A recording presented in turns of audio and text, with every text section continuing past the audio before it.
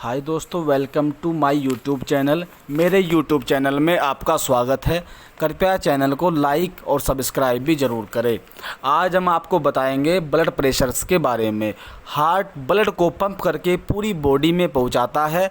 मतलब ये कि पूरे शरीर को ऑक्सीजन और एनर्जी पहुंचाने की जिम्मेदारी हार्ट पर ही होती है। ब्लड हमारी धमनियों की दीवारों पर जो प्रेशर्स डालते हैं और उसी प्रेशर्स को डालते हुए आगे बढ़ता है, उसको ही ब्लड प्रेशर कहते हैं। अब जानते हैं ब्लड प्रेशर की रीडिंग कैसे की जाती है। ब्लड प्रेशर की रीडिंग 2 नंबरों के ज़रिए की जाती है, जैसा आप चित्र में देख भी रहे होंगे, सिस्टोल और डायस्टोल। सिस्टोल यानी पंपिंग और डायस्टोल यानी फीलिंग।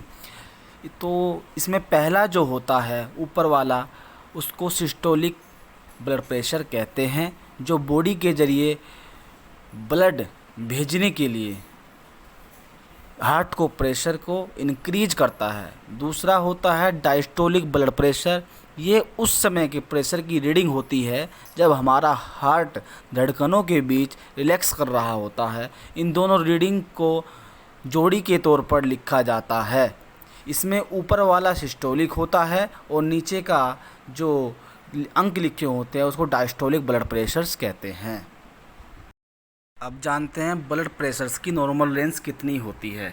किसी भी व्यक्ति की नॉर्मल रेंज, अगर हेल्थी पर्सन है, उसकी नॉर्मल रेंज 120-80 होना चाहिए। 120 सिस्टोलिक और 80 डायस्टोलिक, यानी 120 ऊपर वाला और 80 नीचे का। और इसमें जो एलिवेटेड है, स्क्रीन पे जैसा आप देख रहे हो, एलिवेटेड जो ब्लड प्रेशर होता है, जो उठा हुआ ब्लड प्रेशर होता है, वो 120 से 29 के बीच रहना चाहिए। और डायस्टोलिक 80 से कम रहना, 80 ही रहना चाहिए, 80 तक ही रहना चाहिए।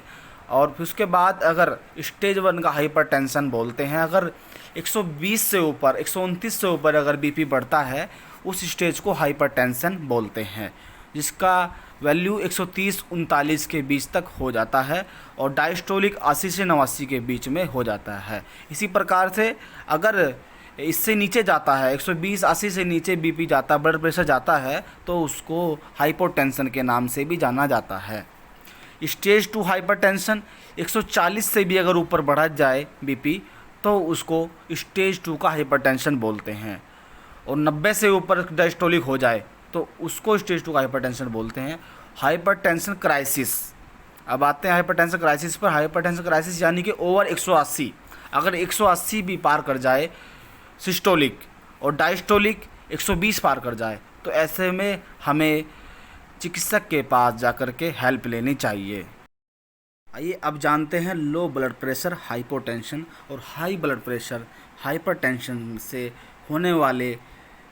होने से आपको किन किन समस्याओं का सामना करना पड़ सकता है। लो ब्लड प्रेशर हाइपोटेंशन, इसमें आपको डिजीनेस, चक्कर आपको आ सकते हैं, फेटिंग, साइनोकेप, बेहोशी हो सकती है, ब्लड विजन, धुंधलापन, आपकी आंखों के सामने धुंधलापन हो सकता है, डिहाइड्रेशन, अनयूजुअल थ्रस्ट, प्यास लग सकती है, डिहाइड्रेशन हो सकता है, फेटिज, आपको थकान भी हो सकती है, आपकी बॉडी में थकान होगी, आपका मन काम करने के लिए नहीं करेगा, रैपिड सैलो ब्रीथिंग भी आपको हो सकती है। अब आते हैं हाई ब्लड प्रेशर हाइपरटेंशन पर। इसमें आपको सांस लेने में कठिनाई हो सकती है, डिफ़िकल्टी ब्रीथिंग, चेस्ट फैन हो सकता है, चेस्ट में दर्द हो सकता है आपको, छाती में, इरेगुलर हार्ट बीट, आपकी हार्ट बीट असामान्य हो सकती है, ब्लड इन यूरिन, यूरिन में ब्लड भी जा सकता है या पीलापन आ सकता है, विजन प्रॉब्लम्स, आँखों का वही आँखों में धुंधलापन आना या विजन ठीक से दिखाई ना देना, विजन प्रॉब्लम्स आपके सामने आ सकते हैं, फेटिज और कन्फ्यूजन, थकान भी हो सकती है, इसमें भी आपको थकान होगी और भ्रम की स्थिति बन सकती है। अब आपको बताते हैं कि हाइपरटेंशन, बढ़े हुए बीपी को कैसे कंट्रोल किया जा सकता है नेचुरल फूड्स के द्वारा। इसमें आप फ्रूट्स खा सकते हो, बेरीज़ खा सकते हो, गाजर खा सकते हो, टमाटर का भी सेवन कर सकते हो, स्पिंच, पालक के पत्ते खा सकते हो आप, बनाना, केला खा सकते हो आप, ओट मील, दलिया भी, दलिया का सेवन भी आप कर सकते हो, दलिया का सेवन भी आपके लिए लाभदायक रहेगा। बीट रूट, आपको चुकंदर भी खा सकते हो, चुकंदर भी आपके लिए फ़ायदेमंद रहेगी, सीड्स खा सकते हो। और ब्रोकली है, उसको भी खाने से आपको जो हाइपरटेंशन की प्रॉब्लम्स होती है उसमें काफ़ी हद तक सुधार किया जा सकता है।